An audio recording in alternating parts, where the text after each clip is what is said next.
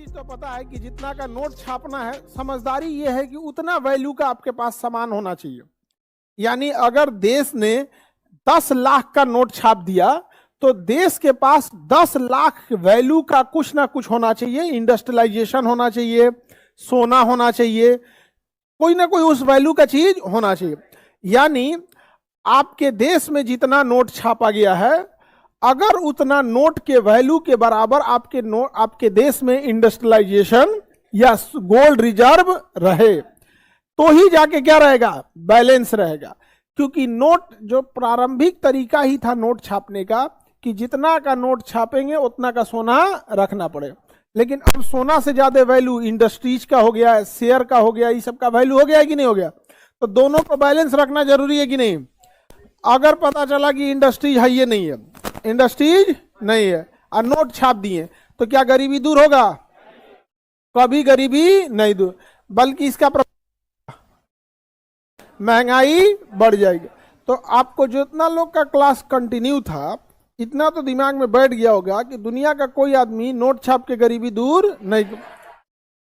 अगर आपने नोट छाप दिया तो पहला बात कि आपका देश की करेंसी डिसबैलेंस हो जाएगी।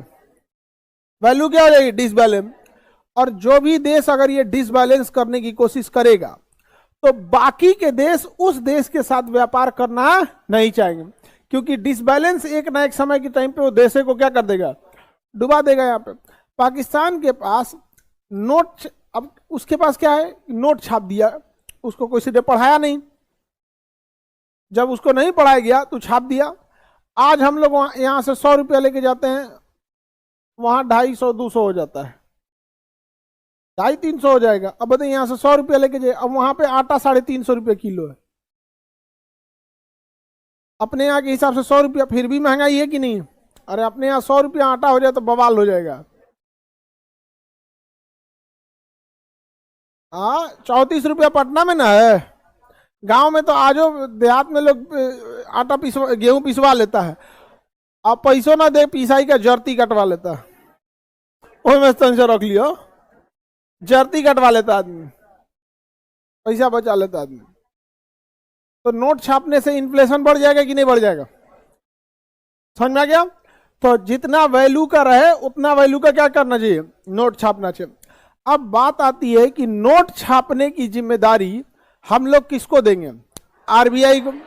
लेकिन अगर आरबीआई का गवर्नर बिना वित्त मंत्रालय के लिखित परमिशन नोट छाप दिया तब, क्योंकि अल्टीमेटली बवाल होगा तो गवर्नमेंट को झेलना होगा। तो कहा गया है कि भाई देखो आरबीआई वाले लोग, नोट छापना असली है, नकली है, डिजाइन कैसा है, किस बैंक तक पहुंचाना है, कश्मीर से कन्याकुमारी तक पहुंचाने की जिम्मेदारी आरबीआई की है।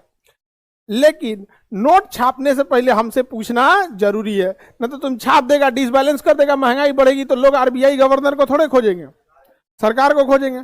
तो बिना सरकार की अनुमति वो नोट छाप सकता है? 10,000 रुपया तक छाप सकता है।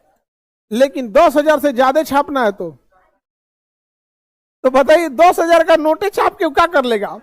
इतना बड़ा भारत देश में आरबीआई बिना गवर्नमेंट परमिशन कितना नोट छाप सकता? 10,000 रुपया। हाँ, एक साल में एक बार 10,000 छाप दी, आपकी अनुमति खत्म। अब जब छापना है तो किसे पूछिए? सरकार से पूछिए। और सरकार से अब अभी के आरबीआई गवर्नर को सबको तो और दिक्कत होता होगा कि साहब यही मॉडल छापना है कि फिर बदलने का सोच रहे हैं। मोदी जी कहते नहीं अभी यही मॉडल चलेगा, अभी इसको यही मॉडल चलने दो यहाँ पर। तो बिना सरकार की अनुमति आरबीआई कितना नोट छाप सकती है? कोई मतलब बनता है 10,000 जी? तो नॉर्मल चीजें यहाँ पे भारत में जो व्यवस्था है, तो जो गरीबी रेखा का मापक है ना कि 35 रुपया डेली, 40 रुपया डेली, एक फैमिली की इनकम भारत में आज भी ऐसी फैमिली है जो महीने का ना जो 8 से 10,000 ही कमा पा रही है। अगर ये पूरी फैमिली को जा रहा है तो बहुत ही चिंताजनक है, पूरी फैमिली को जा रहा है तब। या फिर इसका मानक सेट कर दे कि 10,000 मिनिमम होना ही चाहिए, 10,000 मिनिमम होना चाहिए। तो इतना मापक रहता है तो कम से, ये मिनिमम मापक है, मैक्सिमम अडानी बन जाओ, लेकिन मिनिमम भी एक लेवल तक रहना चाहिए। हमारे यहाँ मिनिमम इतना नीचे है जिसका कोई हद नहीं। राशन कार्ड वाले पे हम लोग को लगता है कि 5 किलो आज चावल दाल जो ये जो गेहूं चावल मिल रहा है, ये बहुत लोगों के लिए जीवन का साधन है उतना ही। इतनी लेवल तक में गरीबी चली गई है।